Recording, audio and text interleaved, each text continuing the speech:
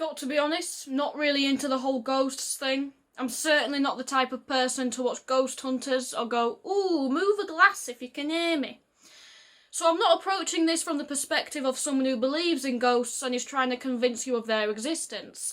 Rather, I'm far more interested in what the sighting can tell us about the past and how we view it. Now, this is one of the most famous ghost sightings in Britain, and there's been a lot already said and written about it. But whilst most of them focus on paranormal explanations, I prefer to focus on the historical background and do something a little bit different. So if you're unaware of the sighting, allow me to tell you the story. In 1953, an 18-year-old engineer named Harry Martindale was sent to install central heating in the cellars of Treasurer's house in York. As he was working, he suddenly heard a trumpet sound and then a figure stepped out of the wall. Following it, there was a figure on a horse and then more soldiers. In all, Harry counted around 20 marching soldiers and was in a deep state of shock. He fell off his ladder when they emerged. They disappeared by walking through the opposite wall. He described them as dirty and in need of a wash and shave. He said that they were wearing green uniforms. He couldn't see the lower part of their feet. He said that the shields they were carrying were round. Now, all of these details are very important because that's what stopped me in my tracks. You see, Harry doesn't describe the popular image of a Roman soldier. When we think of Roman soldiers, we think of this: the lorica segmentata, rectangular shields, and red tunics. This is the image which we've been surrounded by for decades in films, books, and art. But Harry doesn't describe this type of soldier. In fact, what he describes is a lot closer to auxiliary soldiers. Because auxiliary soldiers had round shields, not rectangular ones. There was a lot more variety in the colour of their tunics, and some did indeed wear green. Harry was an 18-year-old engineering apprentice. He wouldn't have studied the history of Roman uniforms in great detail. Considering the fact that the popular image of a Roman soldier is of a traditional legionary, I find it extremely interesting and unnerving that he was able to describe auxiliary uniforms in such detail. Consider also the fact that it was extremely well known that the 6th Legion was stationed in York for about 300 years.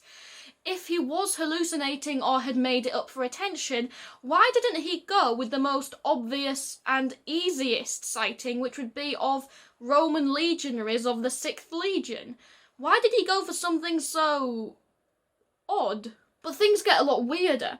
In 1954, a year after Harry saw the ghosts, excavations at Treasurer's house revealed that a Roman road ran underneath it to the Roman fortress at York. And remember when he said that he couldn't see their feet? Well, it's because the Roman road is beneath where the modern-day cellars are. There were a number of auxiliary units stationed all across Britain. We have an inscription in Manchester, for example, about a unit from the modern-day Netherlands which was stationed in, at various times, Kent, Cumbria and the Antonine Wall in Scotland. So these units would certainly move around quite a lot, and it's reasonable to suggest that maybe one was stationed temporarily in York or moved through it en route to some other location. The main Roman road to the north is called Deer Street and runs through York all the way up to the Antonine Wall. The main road from London is called Ermine Street and runs all the way up to York as well. Harry mentioned that the ghosts were dirty and needed a shave. Well, this is certainly going to be the case if you've been marching on the road for a long time. Harry was deeply traumatised by the experience. He changed jobs, and one report said that he wished it had never happened to him. That doesn't sound like someone who was making up for attention. This is made more unnerving by the fact that there were 2 earlier reported sightings. One was in the 1930s by a professor. 7 years later, a curator saw them. 7 years later, Harry saw them. Okay, time for some scepticism. The folklore historian Owen Davies has observed that there is not a single reported sighting of a Roman ghost dating from before the 20th century, with the vast majority of sightings taking place in the second half of the century. In fact, the oldest one we've found so far dates from 1904, which suggests that our sightings of ghosts has a lot more to do with the media we consume and the influences around us than it does with any spooky things.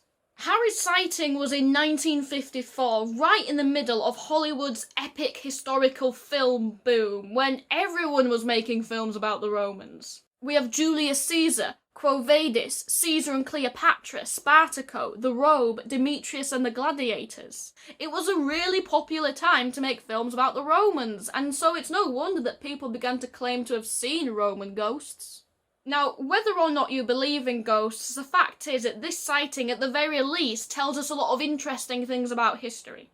Now, I can't dismiss this one entirely, there's just too many coincidences for me and it's a little bit unnerving, so it gives me a lot to think about.